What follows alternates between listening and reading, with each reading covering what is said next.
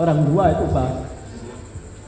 Namanya Aris Papua sama Gugun. Aris Papua sama Gugun itu paling kejam, itu yang ngebasem saya, itu yang nyetrum saya Pak. Itu orangnya. Rudiana. Akhirnya saya tuh masuk penjara itu sampai kayak di neraka Pak. Saya udah ngerasain ya di neraka satu.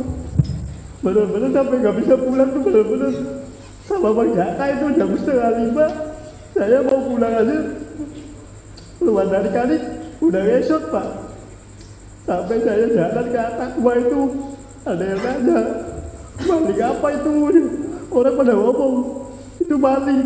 Orang saya bukan maling, itu masih kecil Pak. Bukan maling, bukan apa, tapi saya dulu maling. Akhirnya 1 bulan saya baru bisa jalan, bisa makan Pak. Semuanya Pak, ngalami semua. Apalagi yang di dalam, saya nggak ada fotonya, yang di dalam ada fotonya, dibilangnya hoax. Saya yang ngerasain sendiri, sakit Pak. Dulu saya emang ya Pak, bukan orang punya. Jadi ya udah tahu, bilang apa, ya nurut.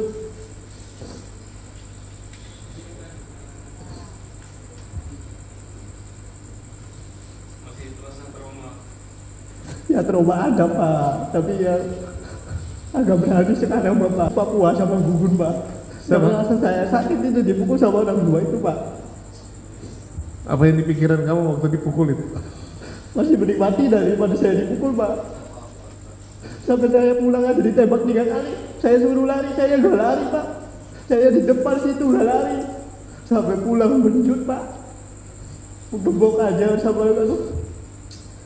Saya ngerasa apa ya Allah, gak ada keadilan.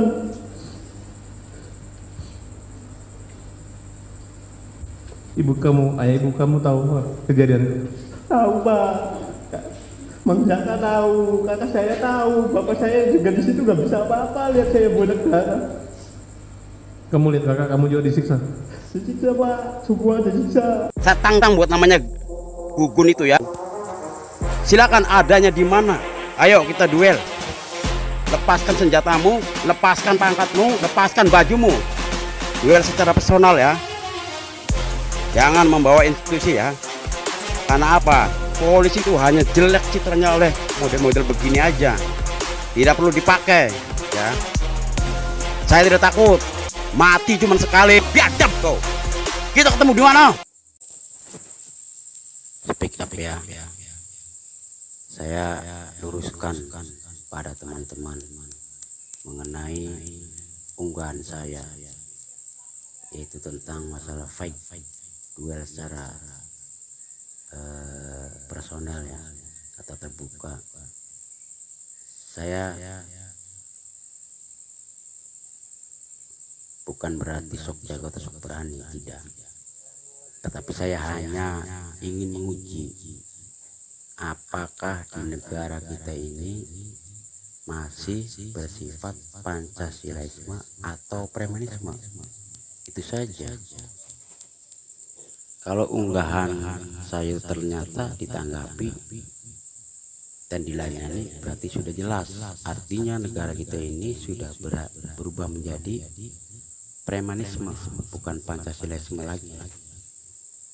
Dan kita kembali kepada Undang-Undang Dasar 45 ya, serta di sila yang kedua ya.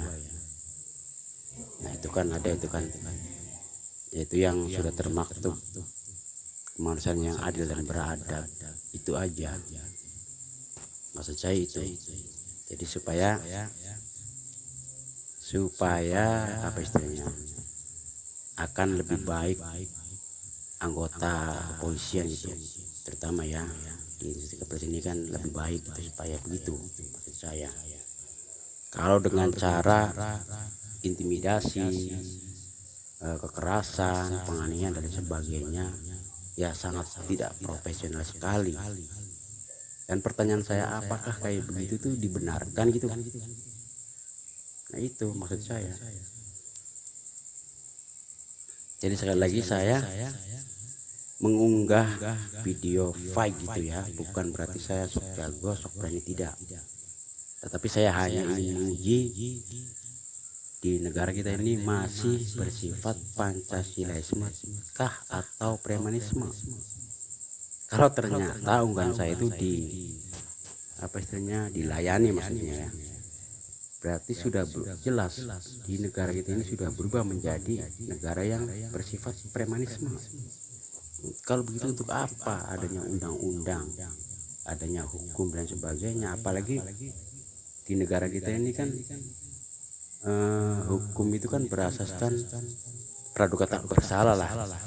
Orang belum tentu salah atau benarnya dilakukan dengan sedemikian rupa ya, layaknya binatang ya, sangat tidak manusiawi dengan kekerasan, kebiadaban, kekejaman dan sebagainya.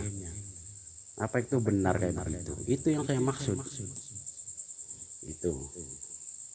Jadi sekali lagi saya bukan berarti saya sok-sok berani, preman tidak lah, jagoan udah juga. Tapi kalau itu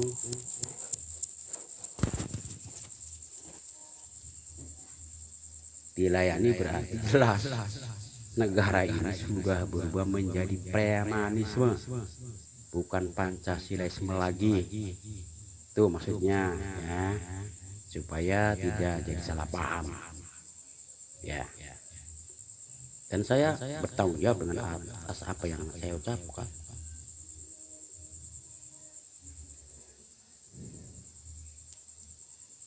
Dan supaya